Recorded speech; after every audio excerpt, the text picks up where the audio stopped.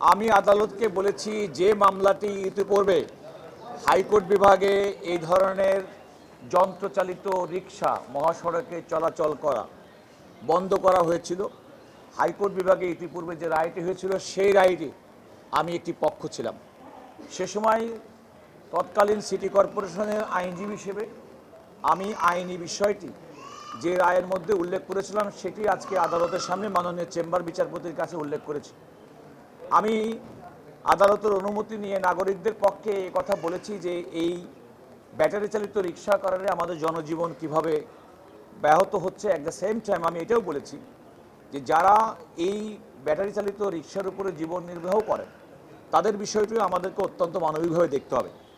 তবে যেহেতু সর্বোচ্চ আদালতের একটি বিষয়, একটা আইনি কাঠামোর মধ্যে না এনে যেন কোনো রকম কোনো সিদ্ধান্ত গ্রহণ করা না হয়। যেমন আমাদের লার্নেড বন্ধু ব্যারিস্টার সানজিদ সিদ্দিকী উল্লেখ করেছেন, বাস্তব কথা হচ্ছে আমাদের যে সমস্ত যন্ত্রচালিত গাড়ি, আমাদের প্রাইভেট কার, ট্রাক, বাস, এগুলো কিন্তু সড়ক পরিবহন আইন দ্বারা এবং সেক্ষেত্রে লাইসেন্স নেওয়া হয়, ড্রাইভারদের লাইসেন্স দেওয়া হয়। এমনকি যদিও ঢাকা শহরে রেজিস্ট্রেশনের বাইরে অনেক বেশি সংখ্যক রিক্সা চালিত হয়, তারাও কিন্তু সিটি কর্পোরেশনের লাইসেন্স প্রত্যেকটা রিক্সার পিছনে কিন্তু দেখবেন যে নাম্বার লেখা আছে। অর্থাৎ একটা আইনি কাঠামোর মধ্যে এই সমস্ত যন্ত্রগুলো, পরিবহনগুলো চলাচল করে।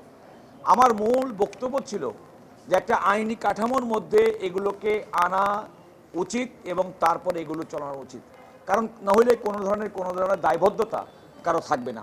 আমরা এই মহানগরীতে বসবাস করি, আমরা এদেশের নাগরিক, আমাদের দরিদ্র জনগোষ্ঠী যারা জীবন জীবিকা তাদের প্রতি যেমন আমাদের সহানুভূতি আছে, আবার এটাও চিন্তা করতে হবে যে আমরা কিন্তু একটা আইন দ্বারা পরিচালিত সমাজে বসবাস করি, যে সমাজের সব কিছু নিয়ন্ত্রিত হয় আইন দ্বারা।